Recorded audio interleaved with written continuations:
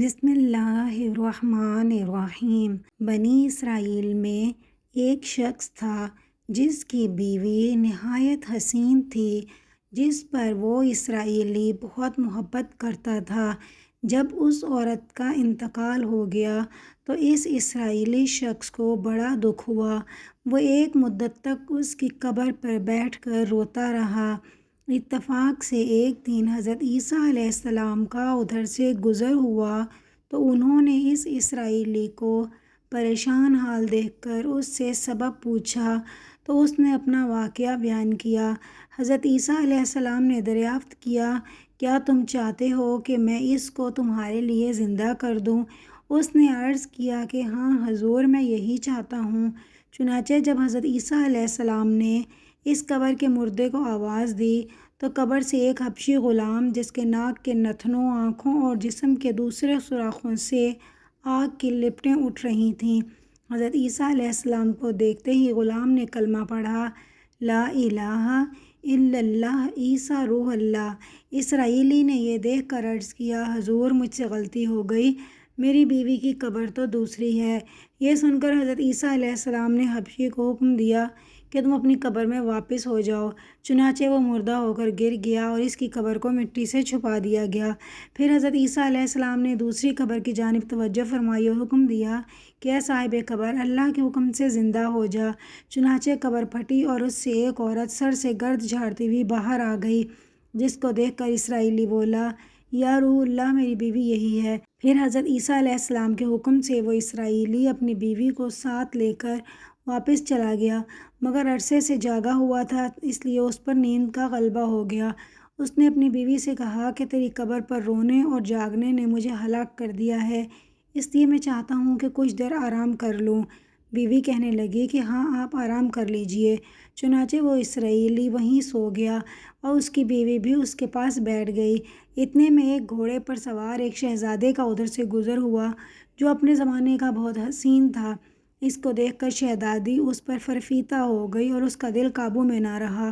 اس نے سر زانوں سے نیچے رکھا اور فرط محبت و غلبہ عشق سے مجبور ہو کر شہزادے کے سامنے جا کر کھڑی ہو گئی۔ ادھر جیسے ہی شہزادے کی نظر اس پر پڑی تو وہ بھی اس کو دیکھ کر فرفیتہ ہو گیا اور عورت کی خواہش پر اس کو اپنے گھوڑے پر بٹھا کر لے گیا۔ جب اس عورت کا شوہر بیدار ہوا، اس نے اپنی بیوی کو نہ پایا تو پریشان ہوا اور اس سے ملنے کی تدبیر سوچنے لگا۔ سوچتے سوچتے اس نے نشانۂ قدم پر چل کر اپنی بیوی کو تلاش کر لیا، جو اب شہزادے کے پاس پہنچ چکی تھی۔ اس کو دیکھ کر اسرائیلی نے شہزادے سے عرض کیا کہ یہ میری بیوی ہے، آپ اس کو چھوڑ دیجئے۔ ابھی شہزادہ کچھ بولا بھی نہیں تھا کہ اس عورت نے کہا، میں تیری بیوی نہیں بلکہ شہزادے کی لونڈی ہوں۔ یہ سن کر شہزادہ اسرائیلی سے کہنے لگا، مجھ سے میری لونڈی کو لینا چاہتے ہو؟ اس نے کہا، اللہ کی قسم، یہ میری بیوی ہے جس کو میرے سردار حضرت عیسیٰ علیہ السلام نے مرنے کے بعد میرے لیے زندہ کیا ہے۔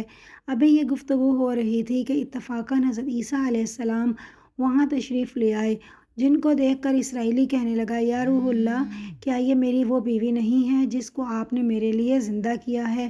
حضرت عیسیٰ علیہ السلام نے فرمایا کہ ہاں، یہ وہی ہے۔ یہ سن کر وہ عورت کہنے لگی، یا روح اللہ، یہ شخص جھوٹا ہے، میں اس شہزادے کی لونڈی ہوں۔ حضرت عیسیٰ علیہ السلام نے فرمایا، کیا تو وہ عورت نہیں جس کو میں نے اللہ کے حکم سے زندہ کیا تھا؟ اس عورت نے کہا، یا روح اللہ، بخدا میں وہ نہیں ہوں۔ اس کے بعد حضرت عیسیٰ علیہ السلام نے فرمایا، جو جان اللہ کے حکم سے میں نے تجھے دی ہے اس کو واپس کر دے۔ یہ سنتے ہی وہ عورت پھر مردہ ہو کر گر پڑی۔ پھر حضرت عیسیٰ علیہ السلام فرمانے لگے کہ جو شخص ایسے آدمی کو دیکھنا چاہے جو کافر مرا تھا اور زندہ ہو کر ایمان لایا تو وہ اس حبشی غلام کو دیکھ کر لے، اور جو کوئی ایسے شخص کو دیکھنا چاہے جو مومن مرا تھا پھر اللہ نے اس کو زندہ کیا اور وہ کافر ہو کر حالت کفر میں مر گیا تو وہ اس عورت کو دیکھ کر لے۔ اس واقعے کو دیکھ کر اسرائیلی نے قسم کھائی کہ اب کبھی نکاح نہیں کروں گا اور میدانوں کی طرف نکل گیا، جہاں اللہ تعالیٰ کی عبادت میں مصروف رہ کر اسے موت آ گئی۔ اللہ تعالیٰ اس پر رحم فرمائے۔